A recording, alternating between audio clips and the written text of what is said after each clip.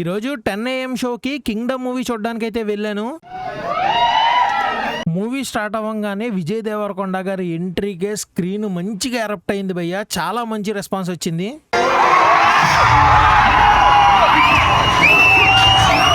ఇంకా మూవీ విషయానికి వస్తే మూవీలో ఉన్న ప్రతి లొకేషన్ ప్రతి సీను చాలా రియలిస్టిక్ గా ఉంటది.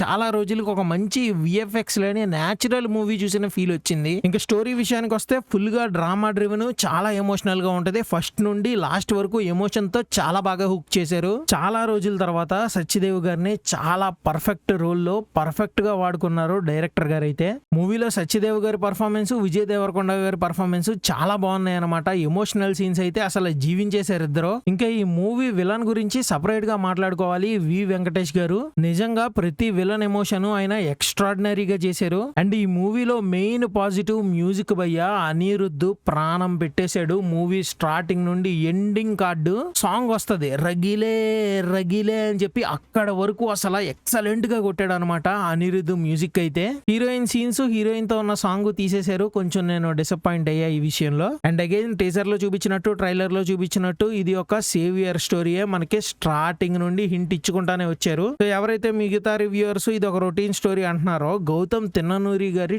టేకింగ్ దీనికి పర్ఫెక్ట్ రిప్లై అయ్యా. ఆయన ప్రతి సీన్ ని చాలా పర్ఫెక్ట్ గా రాసుకున్నాడు. ప్రతి ఎమోషన్ ని చాలా క్యాలిక్యులేటెడ్ గా చూపించాడు అనమాట స్క్రీన్ మీద. అండ్ మూవీ మొత్తం స్టోరీ డ్రివెన్ కాదు, ఎమోషన్ డ్రివెన్. సో ఎమోషన్ మీదే వెళ్తా ఉంటది మూవీ మొత్తం. అలానే మూవీలో ఓ సూపర్ హై మూమెంట్స్ ఏమి ఉండవు. కరెక్ట్ గా ఆ సీన్ కి, ఆ ఎమోషన్ కి ఎంత హై ఉండాలో అంత హై ఇచ్చాడు డైరెక్టర్ గారు. గౌతమ్ తిన్ననూరి గారి రైటింగ్, విజయ్ దేవరకొండ గారి పర్ఫార్మెన్స్ పర్ఫెక్ట్ బ్యాలెన్స్ ఈ మూవీకి. మూవీ చాలా బాగుంది. థియేటర్స్ లో చూడండి. ఈ మూవీకి నేను ఇచ్చే రేటింగ్ 4 స్టార్స్ అనమాట, 5 స్టార్స్ కి.